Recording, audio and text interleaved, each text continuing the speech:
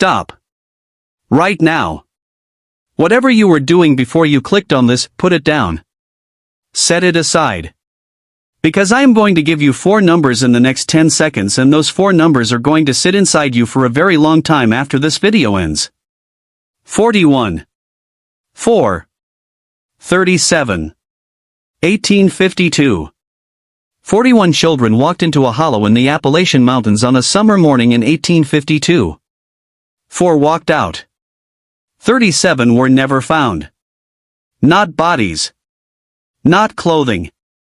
Not a single physical trace that 37 children had ever entered that particular stretch of mountain terrain. Just gone. As completely and as finally as if the hollow had opened up and swallowed them whole and closed again behind them without leaving a mark. And the 4 who came out. They never fully explained what happened in there. Not that day. Not in the weeks that followed. Not ever. Now before we go any further, I need you to understand something about what I just told you. This is not folklore. This is not a campfire story that Appalachian mountain families invented to keep their children away from dangerous terrain. This is a documented incident investigated by a county sheriff, recorded in official documents, sealed in a metal box in the Burke County Records Office, and discovered in 1987 by an archivist who read what was inside and immediately put it back and never spoke about it publicly. This happened.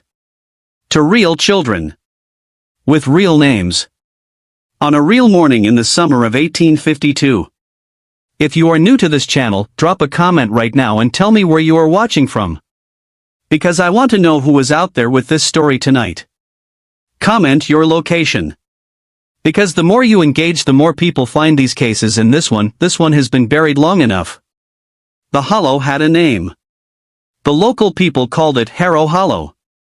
And the fact that they had a specific name for it, a name that does not appear on any official map, a name that the community had been using for 40 years before 1852, tells you everything you need to know about what the people who lived nearest to it understood about that place. They knew it was different. They kept their children away from it. Until the morning they didn't. In the next section, we find out what the community knew about Harrow Hollow before that morning. What the children heard in the days before they went in. And why 41 of them walked into that hollow together on a summer day in 1852, not by accident, not by wandering, but deliberately. Because someone called them. Stay with me. Okay. So now you have the numbers. 41 in. 4 out. 37 gone forever. But here is the thing that I need you to understand before we go any further into what happened on August 14, 1852. The community knew. Not what was in that hollow. Not the specific nature of what made Harrow Hollow different from every other narrow valley in that stretch of Appalachian mountain terrain. But they knew it was different. They had known for 40 years before a single child walked into it. They had built that knowledge into the name they gave it, Harrow, and they had passed that knowledge down through 2 generations of mountain families the way communities pass down the things that matter most. Stay away from there. That is what they knew. That is what every child in that community had been told. And on the morning of August 14, 1852, 41 of those children went anyway. Let me tell you about the hollow itself first. Because place matters in this story. The specific physical character of Harrow Hollow is not incidental to what happened there. It is part of it. A hollow in Appalachian mountain country is a narrow valley between 2 ridges. Low ground. Sheltered ground. The kind of terrain where the trees grow dense enough and tall enough that full summer sunlight never reaches the floor directly, it comes through filtered. Green. Wrong in the specific way that filtered light in very dense old forest is wrong. Like the light itself has been changed by what it passed through before it reached you. Harrow Hollow was deeper than most. Narrower. The ridges on both sides rose more steeply than the surrounding terrain. The tree line at the entrance was so dense that from the logging road that passed nearby you could not see more than 30 feet inside on the brightest day of the year. Beyond 30 feet, darkness. Even at noon in August. The animals knew it too. This detail appears in multiple accounts from community members interviewed by Sheriff Aldridge after the incident. Dogs would not approach the hollow entrance. Horses on the nearby logging road shied away from the hollow side without visible cause. Birds did not sing in the trees directly above it, and this detail, specifically, was noted by enough separate witnesses that it appears in the sheriff's records as a confirmed observation rather than individual perception. Complete silence above Harrow Hollow. While the rest of that Appalachian forest was loud with summer birds. Just silence. Over that specific stretch of trees. For as long as anyone could remember. Now here is the detail that changes everything about how this incident needs to be understood. The children did not wander in. I need you to sit with that for a second before we continue. Because the natural assumption, the comfortable assumption, the assumption that keeps this story inside the boundaries of things that have rational explanations is that 41 children wandered into dangerous terrain together because children do not always understand danger and sometimes go where they have been told not to go. That is not what happened. The 4 survivors confirmed it. In the fragmented incomplete accounts they gave over months of careful questioning. They went deliberately. With purpose. Together. Because in the days before August 14th, for at least a week, possibly longer, they had been hearing something. A voice. Coming from inside the hollow. A voice that the adults in the community could not hear. Only the children. And the voice, whatever it was, whatever produced it, whatever it actually said in those days before 41 children organized themselves on a summer morning and walked in together. The voice told them to come. Tell me in the comments right now, where are you watching this from? Because I want to know who was out there when I tell you that part. Drop your location. Drop a comment. Because this video reaches more people every time you do, and this story deserves to be heard. In the next section, we talk about the 4 who came out. What they looked like when they emerged from that tree line as the sun was going down. What they said. What they could not say. And the one sentence that the oldest survivor, a 14-year-old girl named Sarah Colton, spoke on the 3rd day of silence. The sentence that told everyone exactly what had happened to the 37. And explained nothing. Stay with me. For children came out of Harrow Hollow as the sun was going down on August 14, 1852. And I want you to picture this moment exactly. A small Appalachian mountain community. Late afternoon light going golden and then orange and then the specific deep red of a summer mountain sunset. Parents who have spent the entire day searching. Calling. Moving through the surrounding terrain in organized groups calling names that the mountain was not giving back.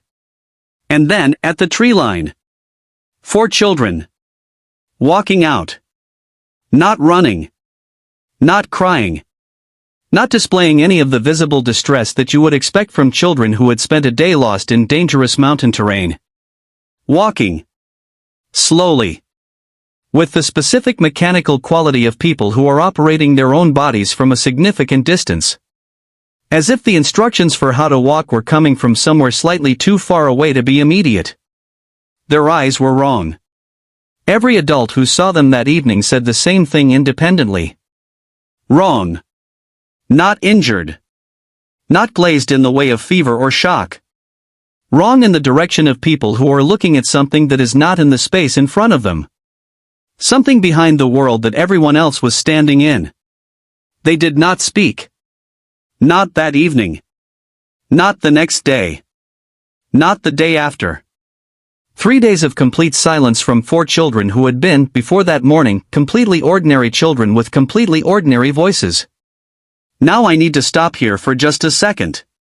Because I know what is happening in your brain right now. Your brain is working on an explanation. Trauma. Shock.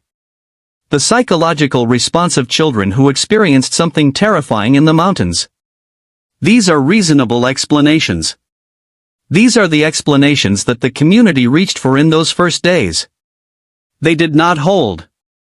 Because on the 3rd day, the 3rd day of complete silence, the oldest survivor spoke. Her name was Sarah Colton. 14 years old. The oldest of the 4 children who came out. She looked at her mother. And she said, "The others are still there. They are not gone. They are just not here. And then she went silent for another week. Tell me in the comments where you are watching from right now. Seriously, drop your location. Because I want to know who was out there when that sentence lands. Comment. Engage. Because this story reaches more people every time you do. The fragments came slowly. Over months of patient questioning, by parents, by the community minister, eventually by Sheriff Aldridge himself, small pieces of what happened inside Harrow Hollow emerged from the 4 survivors. Never a complete account. Never a coherent narrative. Pieces. Images. Single sentences that arrived without context and resisted the effort to build them into something that made sense. But the pieces were consistent. All 4 children, independently, without apparent coordination, over separate months of questioning, described the same things. A structure inside the hollow. Not a natural formation. Not fallen timber or rock. A structure. Built. Deliberate. The 4 children used different words for it. One called it a door, one called it a room, one called it simply the place, but what they described was consistent enough that Sheriff Aldridge noted in his sealed records that the structural description across 4 independent accounts was, in his word, identical. And the structure, whatever it was, had been there for a very long time. Longer than the hollow. Longer than the mountain. One of the 4 survivors, a 9-year-old boy named Thomas Webb, said something in one of his sessions with the sheriff that Aldridge recorded and underlined twice in his notes. Thomas said, "It was there before everything. It just uses the hollow to be where we can find it." He was 9 years old. He said it the way you say something that is simply true. No drama. No fear. The flat certainty of a child reporting a fact. It was there before everything. In the next section, we follow Sheriff Aldridge into his 6-week investigation. We find out what the search parties found when they went into Harrow Hollow. And we find out why a serious, methodical, honest county sheriff sealed every document connected to this case and moved his family out of Burke County and never came back. And what he wrote on the outside of the box before he sealed it. Stay with me. Sheriff Thomas Aldridge. I want you to hold that name for a moment before we get into what he did and what he found and what he decided to do with what he found. Because Thomas Aldridge was not a man who frightened easily. Every account of him, every community description, every piece of correspondence that survived outside the sealed box, every reference to him in Burke County records from his years of service, describes the same person. Steady. Serious. Methodical. The kind of man that small mountain communities produced when they were fortunate, someone who understood that his job was to find the truth and put it on paper accurately regardless of whether the truth was the kind of truth that people wanted to read. He opened the investigation on August 15, 1852. The morning after the 4 survivors walked out of the tree line with wrong eyes and no voices. He worked it for 6 weeks. The search parties went into Harrow Hollow 4 separate times during those 6 weeks. 4 times. With experienced men. Men who knew Appalachian mountain terrain the way people know terrain they have worked in all their lives. Men who were not easily confused about what they were looking at or easily frightened by dense forest and difficult ground. What they found, or more precisely what they did not find, is the first thing that broke the investigation open in a direction that no rational framework was prepared for. No trace. 37 children had walked into that hollow on August 14, 1852. And the search parties that went in after them found nothing. Not clothing. Not footprints beyond the entrance area. Not any physical evidence that 37 children had moved through that terrain on that day or any other day. The ground inside Harrow Hollow showed no sign of them. As if they had stopped existing at a certain point inside the tree line. As if the hollow had a boundary. And beyond that boundary, nothing that entered was leaving any mark on the world. Now stop right here. Drop a comment and tell me where you are watching from. Seriously.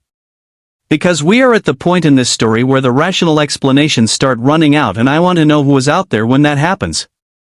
Comment your location. This video reaches more people every time you engage with it. The 4th search party came out after 3 hours inside the hollow. They had gone deeper than the previous 3. Deeper than any of them were entirely comfortable with. And when they came back through that tree line into the open air of the logging road, Sheriff Aldridge noted something in his records that he described as the detail that made him understand the full weight of what he was dealing with. 3 of the 7 men in that search party could not account for the time. They believed they had been inside for approximately 40 minutes. They had been inside for 3 hours. 4 hours of time, experienced as 40 minutes, by 3 separate men who had no connection to each other's perception and no reason to produce the same account independently.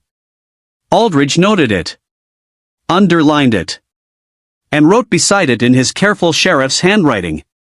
The hollow takes time the way it takes children. Without asking. Without leaving evidence. Without giving it back. 6 weeks after he opened the investigation, Sheriff Thomas Aldridge sealed every document. Every interview. Every search party report. Every correspondence.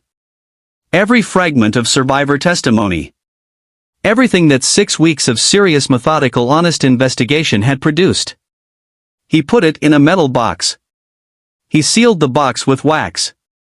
And on the outside, in his own handwriting, he wrote the note that the archivist found in 1987. These records are sealed for the protection of those who remain. If you have found this box, put it back. What is in Harrow Hollow does not want to be named. I have named it in these documents and I have regretted it every day since. He resigned 3 months later. He moved his family out of Burke County. He never returned. And the 37 children who walked into Harrow Hollow on August 14, 1852 were never officially found. Never officially explained. Never officially acknowledged again by any Burke County authority. In the final section, we find out what Harrow Hollow is now. What happened when a research team went in with modern equipment in 2019? And what the team leader said when they came out. The part that nobody published. Stay with me. Harrow Hollow is still there. Right now. Tonight. While you are sitting wherever you are sitting watching this video, that hollow exists in the Burke County mountains of North Carolina exactly as it existed on the morning of August 14, 1852. The same ridges. The same dense tree line. The same 30 feet of visible terrain before the darkness takes over regardless of what time of day you are standing at the entrance. The same silence above it where birds should be singing and are not. Nobody goes in. Not the descendants of the families who lost children there in 1852, and some of those families are still in Burke County, still farming the same land their great-great-grandparents farmed, still knowing what the hollow is and what the hollow does with the specific quiet certainty of people who do not need to discuss it because it has never needed to be discussed. Not the hikers and trail runners who use the surrounding Appalachian terrain extensively. Not the Forestry Service workers who manage the land on both sides of the hollow. Not the researchers and historians and true crime investigators who have been aware of this case in various degrees of completeness for decades. Nobody goes in until 2019. A research team. 5 people. Academic backgrounds, folklore, Appalachian cultural studies, historical documentation.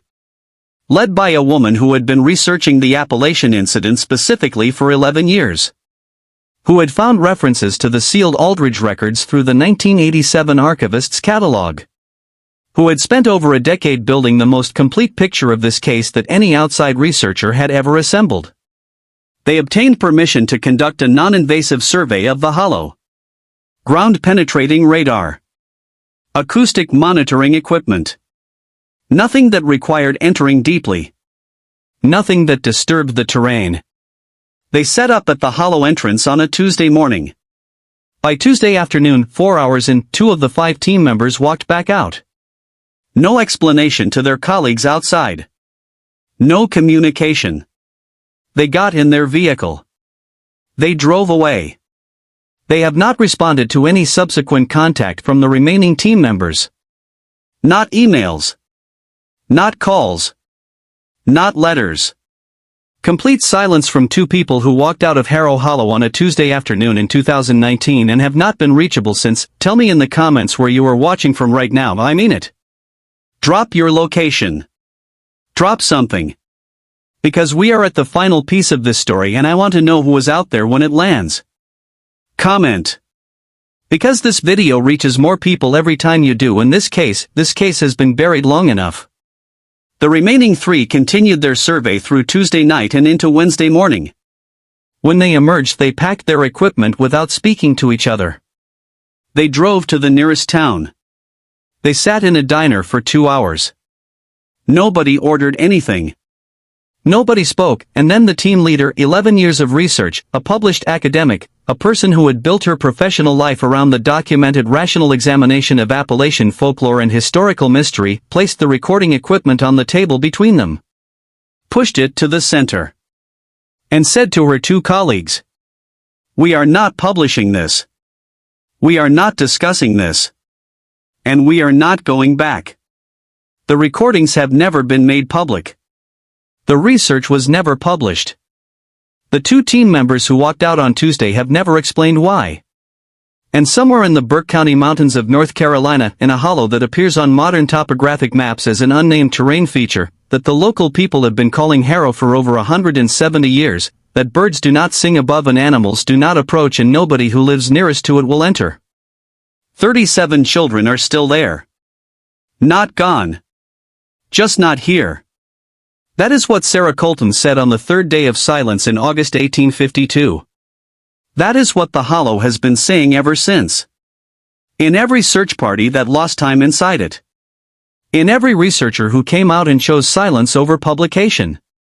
In every generation of Burke County families who know the name and keep their distance and do not need to explain why to anyone who grew up knowing it too.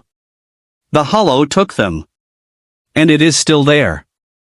Still waiting at the tree line with its 30 feet of visible terrain and its absolute silence where birds should be. Still unnamed on the map.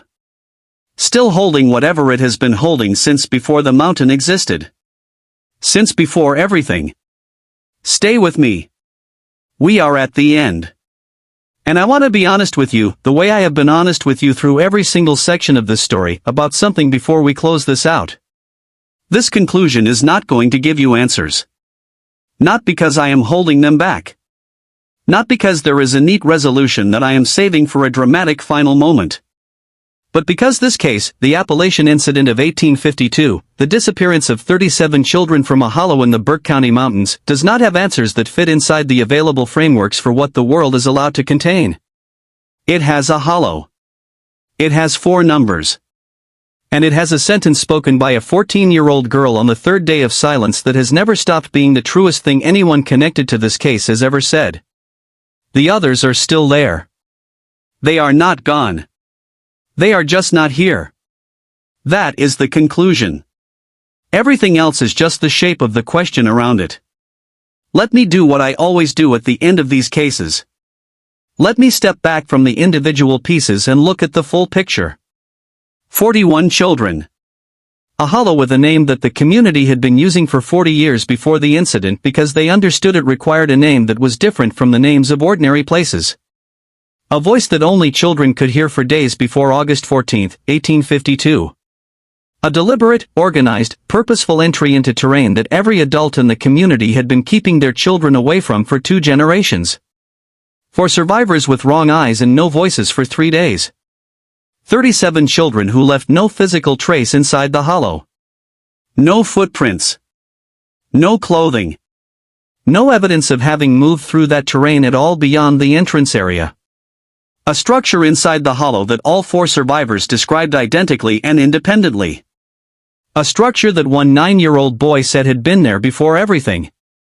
A county sheriff who investigated for 6 weeks and sealed every document and wrote on the outside of the box that naming what was in the hollow had been a source of daily regret.